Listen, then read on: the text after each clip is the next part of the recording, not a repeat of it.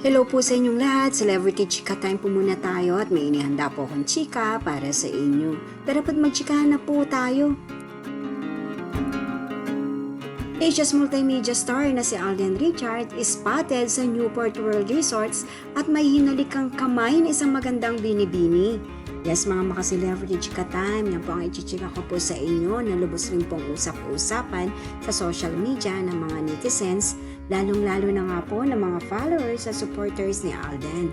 Bago po tayo dumako riyan, ay nais ko po munang batiin mga timbahay, team abroad at mga seniors natin dyan. Shout out po sa inyong lahat at happy Friday po.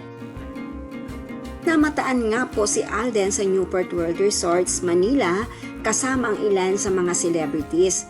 Meron po kasing event dito at ito po ay para sa Brilliant Awards Night 2023. At hindi po nagpatalo ang Asia's multimedia star na si Alden Richards sa kanyang OOTD na talaga naman pong bagay na bagay po sa kanyang kasuotan. Wala pa rin pong kakupas-kupas ang pagiging gwapo ng ating Asia's multimedia star. At sa pagdalo nga po ni Alden sa awards night po na ito ng Brilliant ay talaga naman nga pong ipinakita ni Alden ang kanyang pagiging maginoo.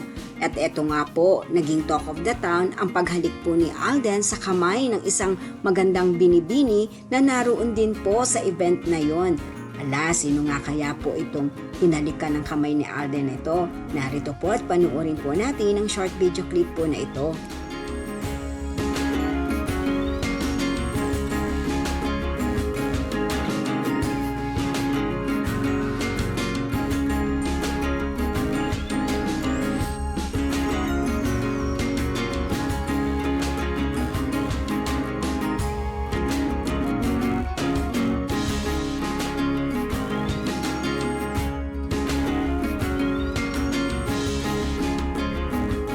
Yes po, si Miss Glenda nga po yan, ang CEO ng Brilliant Skin Essentials na kung saan nga po ay isa rin po yan sa ini-endorso ng Asia's multimedia star na si Alden.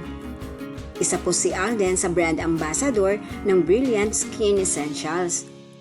Sign of respect at pagbati po ni Alden yan sa kanilang CEO na si Miss Glenda.